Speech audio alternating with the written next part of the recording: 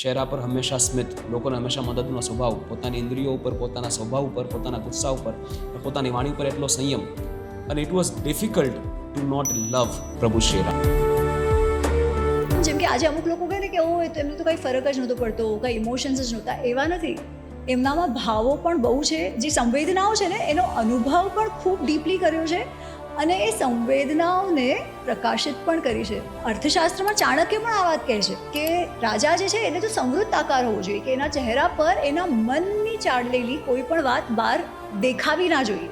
ઈગુણ છે શ્રીરામમાં. એટલીસ્ટ એમના સાથેના જે આજુબાજુના લોકો છે, જે સીતાજી છે, એમના પ્રત્યે એમનો જે પ્રેમ છે, જે આજે રોમાન્સ કહીએ ને કે રોમેન્ટિક હસબન્ડ, એકદમ રોમેન્ટિક હસબન્ડ છે શ્રીરામ. કેટલી વખત એમને એવું કીધું છે કે ત્વયા વિના સ્વર્ગમ અપી ન અભિ રોચે, તારા વગર મને સ્વર્ગ પણ નથી જોતું. અને જ્યારે ક્રોધ આવવો જોઈએ ત્યારે ક્રોધ કરવાવાળા પણ શ્રીરામ છે, એમણે ઘણી વખત કર્યો છે. એટલે આમ તો ગુસ્સા પર કંટ્રોલ છે, પરંતુ જ્યારે ગુસ્સો દેખાડવાનો હોય ત્યારે ગુસ્સો દેખાડવાથી પણ પાછળ ન પડે, કેમ કે એક રાજા હતા હે ને, અને એક રાજા તરીકે જે પણ કરવું જોઈએ એ એમણે કર્યું છે. તો હા, એ સ્થિતપ્રજ્ઞ પણ હતા, પણ એનો અર્થ એમનામાં સંવેદનાઓ નહોતી અને સંવેદનાઓ એક્સપ્રેસ નહોતા કરતા એવું પણ નહોતું. એમણે દરેક ભાવ ઊંડાણથી અનુભવ કર્યો છે.